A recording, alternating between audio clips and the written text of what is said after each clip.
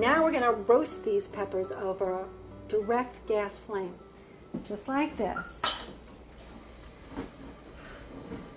Now if you have an electric stove and you can do this in the broiler, it's very simple. What you would do is, instead of keeping these peppers whole, you would halve them and put them as close as possible to the heating element with your broiler on. You know, the rack is going to have to be as close as possible to the heating element, and you put the skin side up, right up there, and you let them become blackened. Now sometimes my students will say to me, they'll say, you know, can you over roast a pepper? And the answer is absolutely yes. If you can overcook a root vegetable like a carrot, it can become too soft and mushy. You can certainly over roast something that's naturally tender like a pepper. So what you want to do is to remember that what we're doing is blackening it. You do want it to get totally black, but when one area becomes black, turn it. Remember that black as a color is finite. Once something becomes black, it doesn't get blacker, it just becomes overcooked. So once you see black, turn. This takes, you know, depends on the you know, how intense your heat source is, how long it'll take. It takes a couple of minutes. And then what you do is, let's just say this is all black. I actually have some that I've done for you. I'm going to bring them. What you do is you turn this off. Once these become totally blackened, you put them into a kitchen towel, and make sure you put your skewers on something heat-proof because they're very, very hot. And you just wrap them. This is how blackened I want them to get. So they're truly blackened.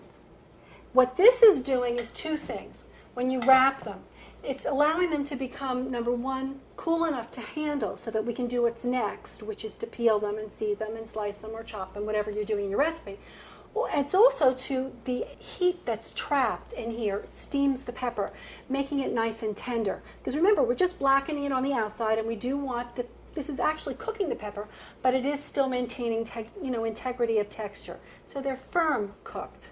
Okay, so then let's say they're all wrapped, and now we're going to peel them. Very simple. You just pull it away like that. Of course, I wouldn't do this and put it on my counter, but I want you to see how easy these skins come off. I also suggest having a nail brush in your kitchen, because pepper skins get under your nails and you look pretty disgusting, but I still think it's worth doing this. Also, I know there are a lot of people who get kind of, let's say, annoyed with a person who rinses a roasted pepper while they're peeling it. I'm not one of those people. If you don't like to have little, because you will have little pepper skins stuck to your pepper after you do this. If you don't want that, because sometimes they can be acrid and they're a little sharp, you know, textured, rinse them, like I'm going to do.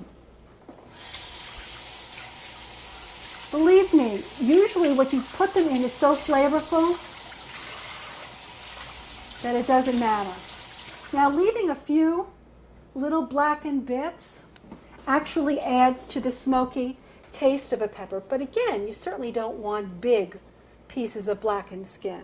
So at this point, what I'm going to do is I'm just going to clean off my board. I'm going to get rid of all of my blackened skins here, and then I'm going to show you how to seed the peppers and slice them.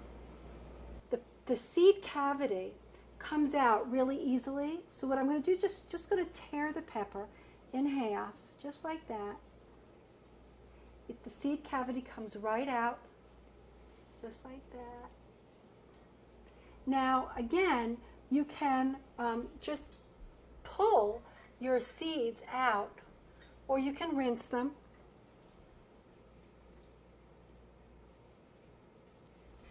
Now, in here, you'll see some translucent, it's a membrane in here to the pepper. This pepper doesn't have a lot of it, but some of them have quite a lot, quite a big piece of membrane. And again, it's got a weird texture and it doesn't have any flavor, so I usually just will cut that out with a knife.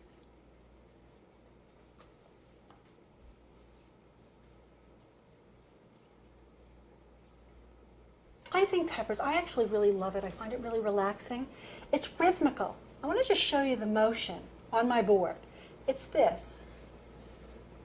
down and away, back, down and away. Watch when I put the pepper there. I'm going to go slow at first, and then you can go faster. Take your slices and put them there.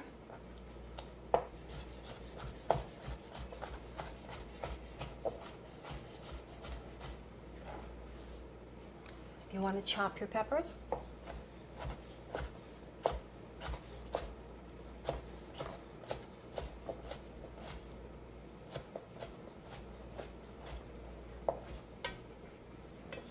That's all there is to chopping peppers. Now what you would do is no matter what you did, whether you left them in halves, whether you sliced them or you chopped them, you can put them in the refrigerator in a jar. You can either leave them alone or you could put some olive oil on them, a little bit of minced garlic, some black pepper, and then leave them. And you can also add, if you wanted, some capers. You could add some pitted olives.